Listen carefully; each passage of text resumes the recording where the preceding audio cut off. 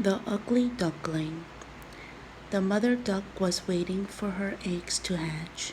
Slowly the first shell cracked, and the first tiny bill and then a little yellow wing appeared.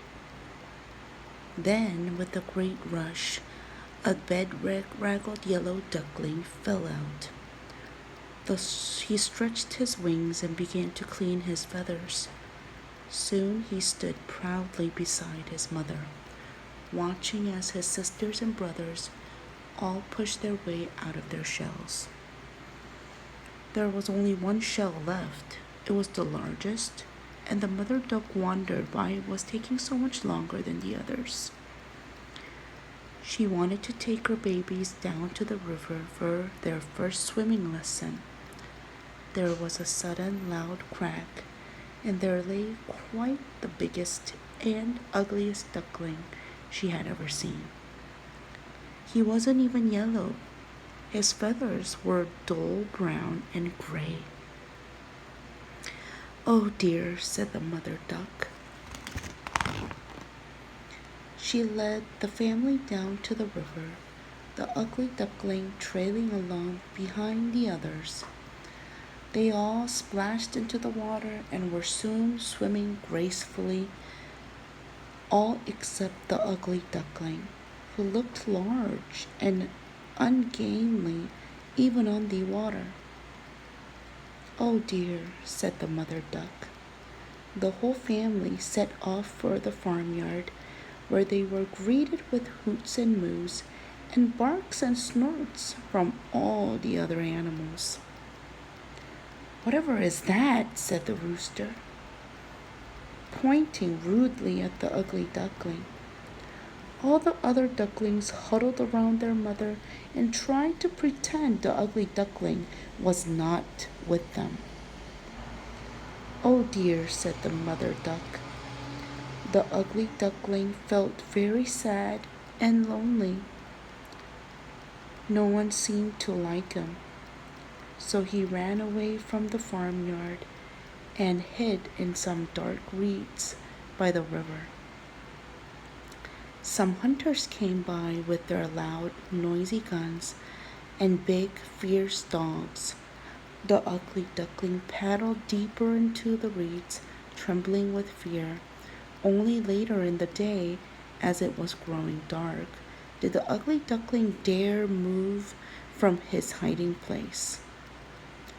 All summer he wandered over fields and down rivers. Everywhere he went, people laughed and jeered at him, and all the other ducks he met just hissed at him or tried to bite his tail. As well as being ugly, the duckling was very lonely and unhappy. Soon winter came and the rivers began to freeze over.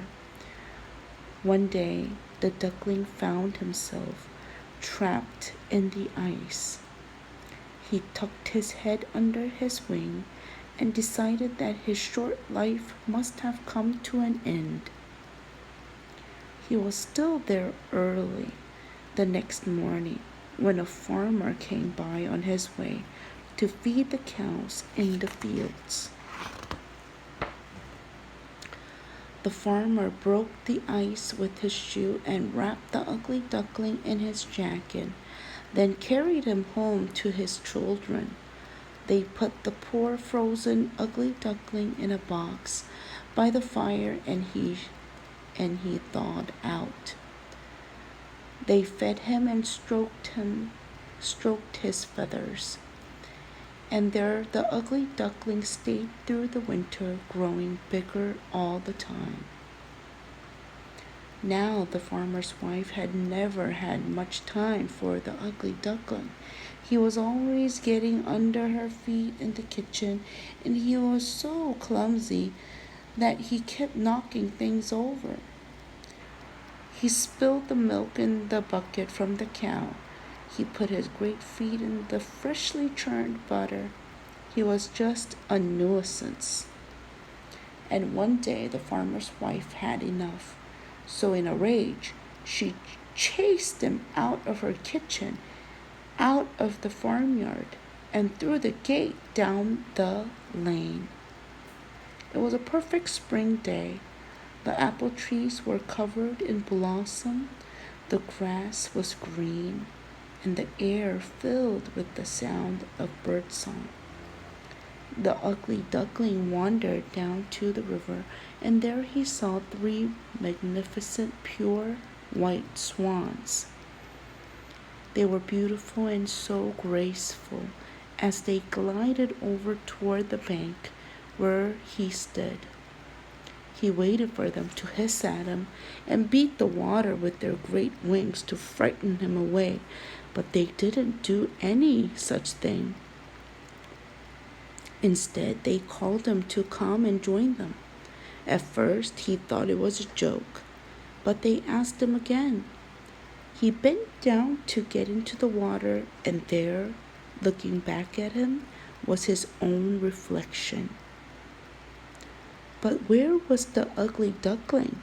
All he could see was another great and magnificent swan. He was a swan, not an ugly duckling, but a swan. He lifted his great, long, elegant neck and called in sheer delight, "I am a swan! I am a swan!" And he sailed gracefully over the water to join his real family.